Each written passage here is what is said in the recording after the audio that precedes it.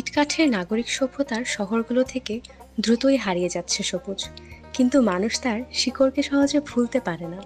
সবুজে ভরা গ্রাম বাংলায় বেড়ে ওঠা নাগরিক সমাজের একটা অংশ সবুজকে ধরে রাখতে চায় আবাসস্থলে।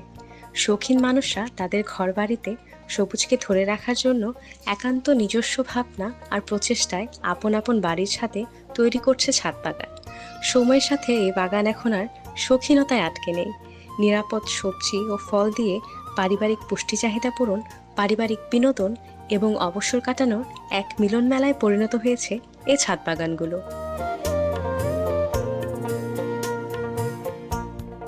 আসসালামু আলাইকুম। সাদর আমন্ত্রণ জানাচ্ছি বাংলাদেশ টেলিভিশন চট্টগ্রাম কেন্দ্রের নিয়মিত আয়োজন নগরীর ফুল ও ফসলের অনুষ্ঠান নগর কৃষিতে। ব্যস্ত এই নগর জীবনে এক চিমটি সজীবতা আর বিষমুক্ত খাবারের খোঁজে এখন আমরা ছাদ কৃষি অথবা বারান্দা কৃষিতে ঝুঁকছি। আজ আপনাদের নিয়ে যাব এমনই এক সবুজের সমারোহে, যেখানে নাগরিক জীবনের ব্যস্ততার ভিড়েও প্রকৃতি কথা বলে ওঠে। আজ আমরা এসেছি নগরীর পাহাড়তলি এলাকার শিরিন আফরোজ আপুর ছাদ বাগানে। ঘুরে দেখব এই চমৎকার ছাদ বাগানটি, জানবো নগর কৃষির ভবিষ্যৎ পরিকল্পনা সম্পর্কে। চলুন ঘুরে দেখি এই ছাদ বাগানটি।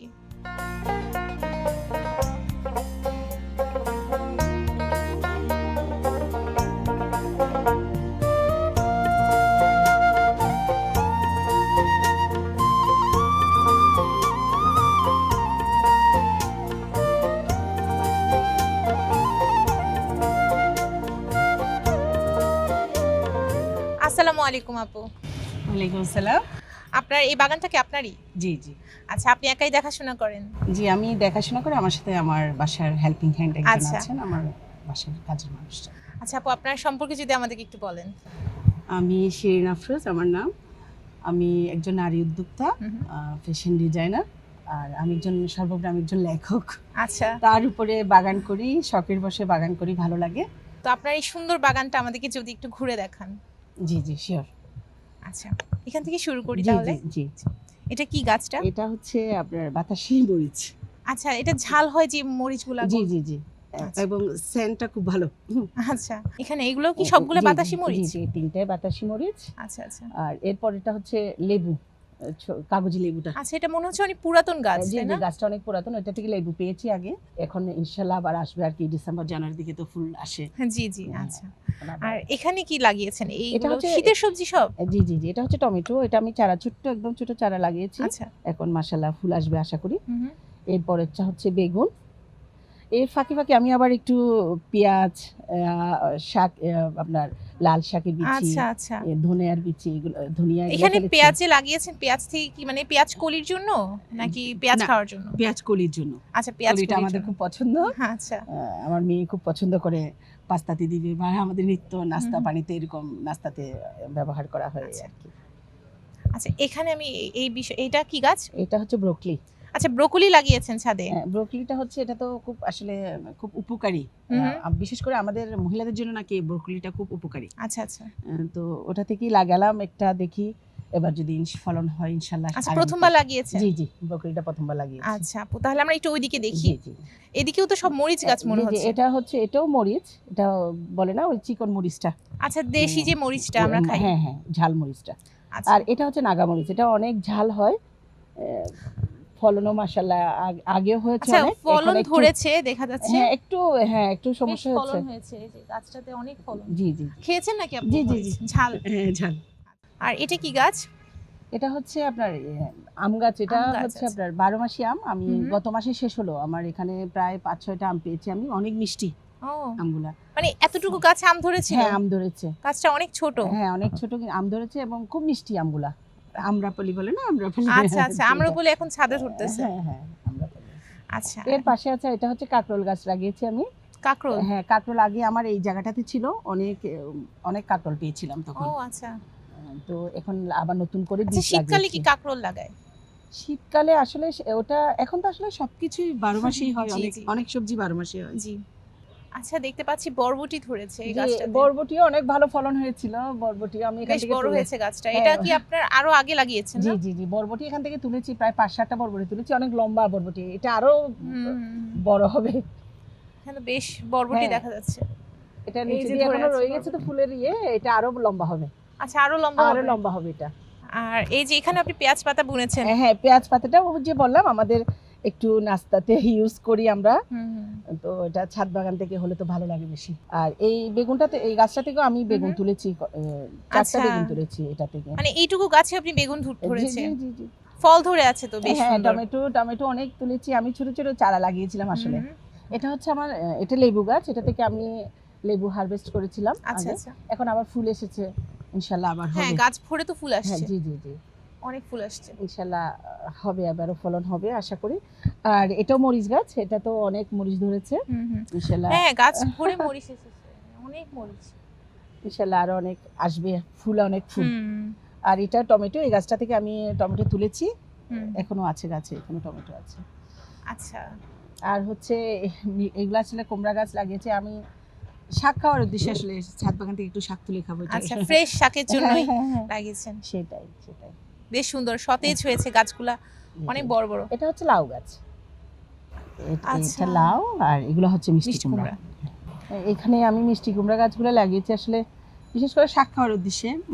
নিজের ছাদ বাগানে থেকে একটু শাক রান্না করব, খাবো, এটা আসলে আনন্দটাই আলাদা। ফুলও তো এসে গেছে জি, জি, মিষ্টি জি। কুমড়াতে। আশা করি ফলন হবে, ফুল এসেছে যখন। আচ্ছা, ইনশাআল্লাহ। এখানে তো আম গাছে মুকুলও দেখতে পাচ্ছি। জি জি, এটাও আমরা পালি, এটাতে মুকুল এসেছে, আশা করি ফলের আচ্ছা, আশায় এই আছি সিজনে আর কি ফুল আসে আম গাছগুলোতে? যেগুলো 12 মাসই এগুলো আমের ফুল আসতে শুরু অল করেছে। সিজনের। আচ্ছা, সারা বছরই আম খাওয়ার জন্য সারা আম্রপলি তাহলে হ্যাঁ। লাগাতে পারে মানুষ। হ্যাঁ হ্যাঁ, এটা লাগাতে পারে। এটা এটা- উপকারিতা তো আমিই পেলাম, আমার 1 মাস মাত্র গেল, পিছনে 2টা গাছে অনেকগুলো আম পেয়েছি। আচ্ছা, এই এটা তো অনেক ছোট একটা জায়গা লাগাইছেন, একটা আসলে এটা বেশি বড় না। আশা করি এই গাছগুলো অনেক বড় হয় না, তো এগুলো তো আচ্ছা। কলমের গাছ, এগুলো আশা করি এটাতে হয়ে যাবে। আচ্ছা আচ্ছা, আশা বেশ করি সুন্দর। হবে। আর এখানে দেখতে পাচ্ছি হ্যাঁ, বেগুন গাছ। এই বেগুন গাছটা একদম কালো বড় বেগুনগুলা, আমি এখান থেকে 5-6টা বেগুন ছিঁড়েছি। এখন আসলে হঠাৎ করে বেগুন গাছে দেখি ফুল আসতে ফুলগুলো একটু মরে যাচ্ছে, তো এটাতে আমার ভিটামিন ইউজ করতে হবে। আচ্ছা, তো মানে ফলন দেওয়ার পর ফলন আবার দেওয়ার পরে একটু বিশেষ যত্ন নিতে হয়, হুম, সেটাই হুম। সেটাই। এখানে এটাও কি বরবটি গাছ? হ্যাঁ হ্যাঁ, এটাও বরবটি গাছ, এটা তো ফুল আসতেছে, ইনশাআল্লাহ ফলন হবে। আপনার বেশিরভাগ সবজির গাছ সবজি, দেখতে পাচ্ছি। হ্যাঁ, হ্যাঁ। সবজি, ছাদ বাগানের সবজি, ফ্রেশ সবজি খেতে হ্যাঁ, নিশ্চয়ই ভালো লাগে। জি জি জি, শিওর। এটা হচ্ছে জাম গাছ, এটা আচ্ছা, তো বেশ বড় হয়ে গেছে হ্যাঁ, জাম হ্যাঁ। গাছটা। এটা কি ধরনের জাম? এটা কালো জাম। কালো জাম। ধরে নাই না এখন? না, এখনো ধরে নাই, ফলনের আশায় আর কি। আচ্ছা, ইনশাআল্লাহ চলে আসবে ফলন। ইনশাআল্লাহ ইনশাআল্লাহ। আচ্ছা, এটা তো একটা বড় গাছ, এটা কি হ্যাঁ, গাছ? এটা হচ্ছে আমরা, এটা আচ্ছা, পুরানো, এটা এটা- প্রায় 2 বছর হলো, এখনো আসে না। দেখে বোঝা যাচ্ছে অনেক পুরাতন গাছটা। হ্যাঁ, পুরানো এটা। এখনো কি ফল পাননি? না, এটা তো এখনো ফল পাই নাই। এটা কি বীজের গাছ ছিল? এটা আমার মনে হচ্ছে বীজ, হ্যাঁ এটা বীজের গাছ ছিল, ওই জন্য হয়তো একটু দেরি হচ্ছে। হ্যাঁ, এই আর দেরি কি। হচ্ছে, হুম। বীজের গাছে ফলন আসতে দেরি একটু হয়। দেরি হয়। এটা গোলাপ গাছ, খুব সুন্দর করে ফুটে আছে। বাহ, চমৎকার লাগছে হ্যাঁ। কালারটা। আসলে আর এটা তো আমি- আনার গাছ। আমি একটু এদিকে যেতে চাই, এদিকে আচ্ছা। যেটা গাছগুলো দেখানো হয় না।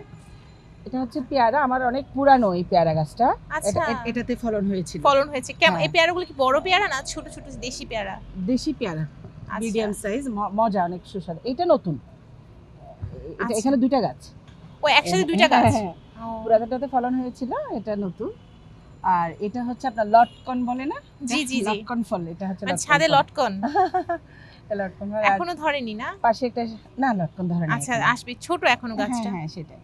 হ্যাঁ, আমার এই শিম গাছটাতে অনেক ফলন হয়েছে, আমি অনেকবার হারভেস্ট করেছি। এখন আচ্ছা, আবার বেশ ফলন ধরেছে হ্যাঁ গাছটা। হ্যাঁ, এখন আবার অনেক ফুল আসলো, ইনশাল্লাহ আরো হারভেস্ট করতে পারবো সামনের দিকে। আর এখানে আছে হচ্ছে আমার, এটা হচ্ছে আমার জলপাই গাছ। জলপাই গাছ? আচ্ছা, হ্যাঁ, বেশ সুন্দর বড় হয়ে গেছে গাছটা।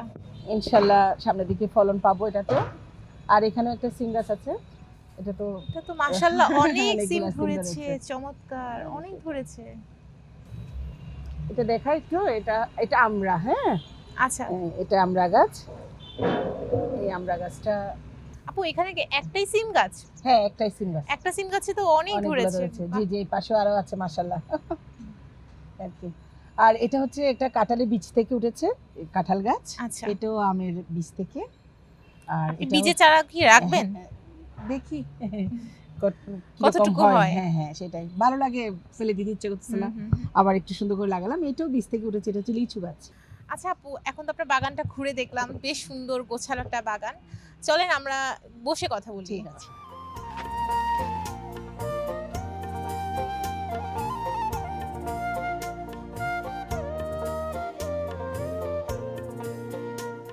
আপু, আপনার ছাদ বাগানটা ঘুরে দেখলাম, বেশ সুন্দর একটা গোছালো ছাদ বাগান। ধন্যবাদ। তো অনেক এই ধন্যবাদ। ইট পাথরের শহরে এত সুন্দর একটা ছাদ বাগান গড়ে তোলার পরিকল্পনা বা চিন্তা আপনি কিভাবে করলেন?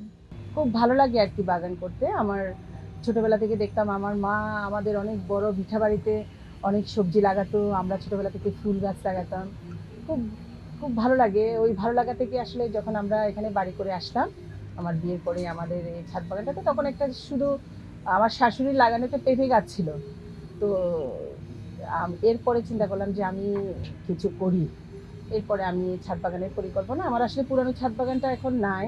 এখন যেটা আপনারা দেখলেন এটা হচ্ছে আমার এই বছর দুয়েকের করা পুরানো ছাদ বাগানটা। আসলে আমার নষ্ট করে ফেলতে হয়েছে। আমাদের ছাদে আসলে একটু প্রবলেম হচ্ছিল, তো রেনোভেশনের জন্য আসলে আমার এটা করতে হয়েছে। আমার অনেক পুরানো, অনেক বড় বড় হয়ে গেছিলো, আমার অনেক ফলন দেওয়া গাছ ছিল, তো অনেক কষ্ট পেয়েছি, কিন্তু কিছু করার নাই। আমাদের বিল্ডিংয়ের সুবিধার্থে আমাদের ওই জন্য ওটা করতে হয়েছে। তো এখন আবার নতুন করে করলাম।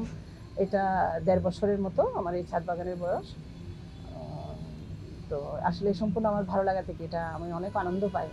আর অনেক মানে আমি যে সবজি গাছগুলো লাগিয়েছি, তো ওখান থেকে অনেক সবজি আমি হারভেস্ট করেছি।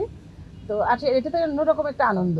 বাজার থেকে কিনে আমরা অনেক সবজি খাই, প্রতিনিয়ত প্রতিদিন কিনতেছি, খাচ্ছি, কিন্তু নিজের বাগানের করা ছাদ বাগান থেকে কিছু নিয়ে রান্না করে খাওয়া, এটা আসলে অন্যরকম একটা আনন্দ ফিল।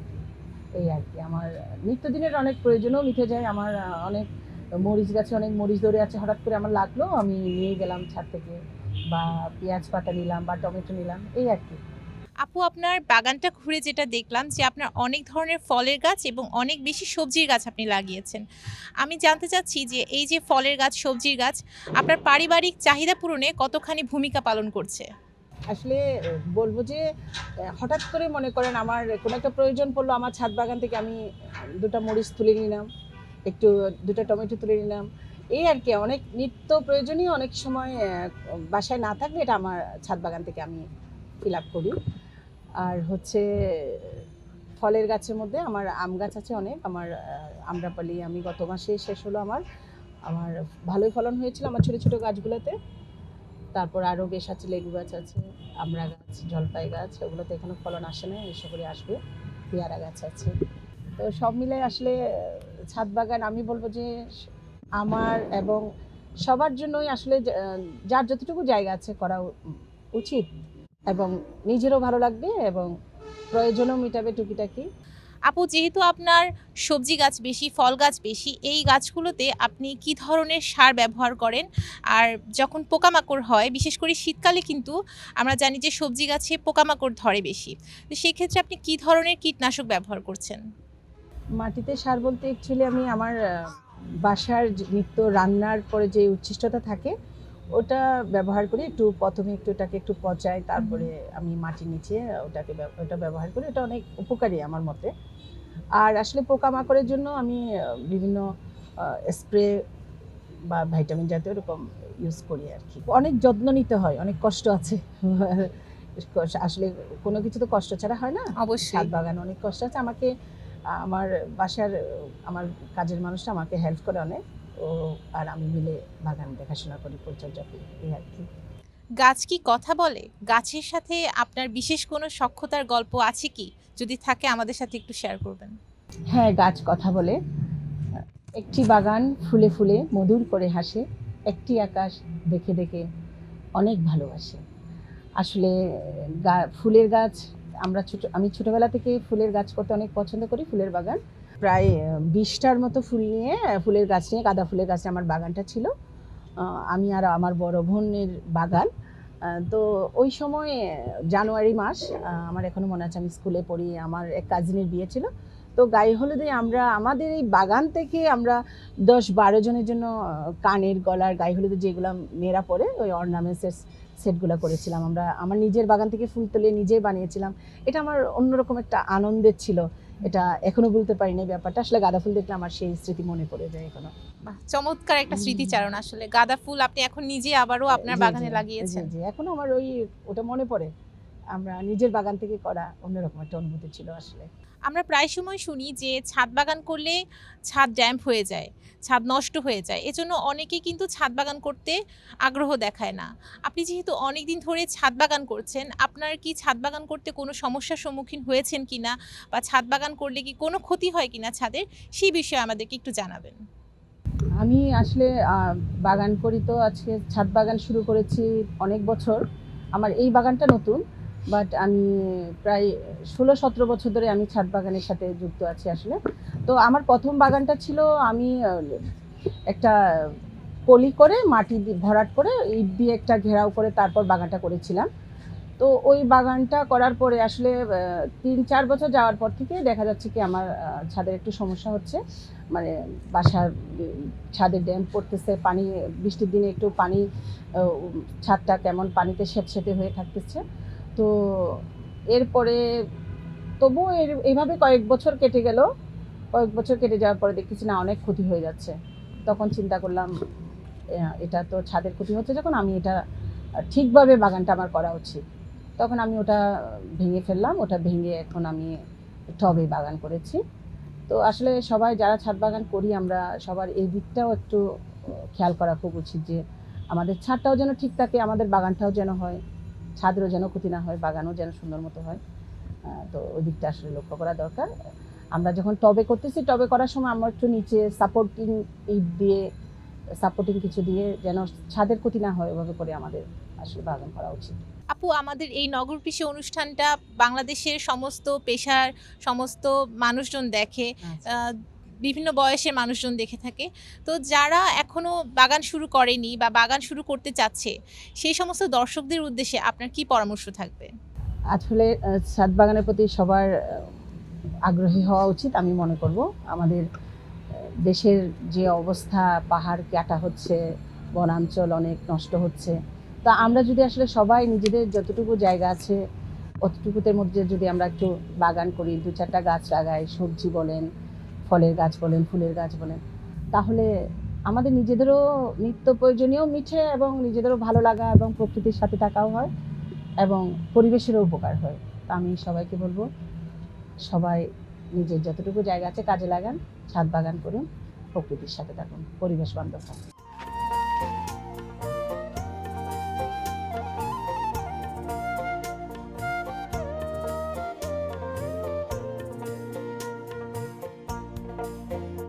সুপ্রিয় দর্শক, নগর কৃষির এই পর্বে আমরা দেখলাম কিভাবে একটুখানি সদিচ্ছা আর সঠিক যত্ন একটি রুগ্ন ছাদকে পরিণত করতে পারে এক টুকরো সবুজে। নগর কৃষি শুধু এখন শখ নয়, এটি আমাদের পরিবেশে ভারসাম্য রক্ষা করতে গুরুত্বপূর্ণ ভূমিকা পালন করছে। আসুন আমাদের নিজেদের সাধ্যমতো একটি করে হলেও গাছ লাগাই এবং পরিবেশকে ভারসাম্য রক্ষা করতে সাহায্য করি। আজকে এই পর্যন্তই। ভালো থাকুন, সুস্থ থাকুন, বাংলাদেশ টেলিভিশন চট্টগ্রামের সাথেই থাকুন। আল্লাহ হাফেজ।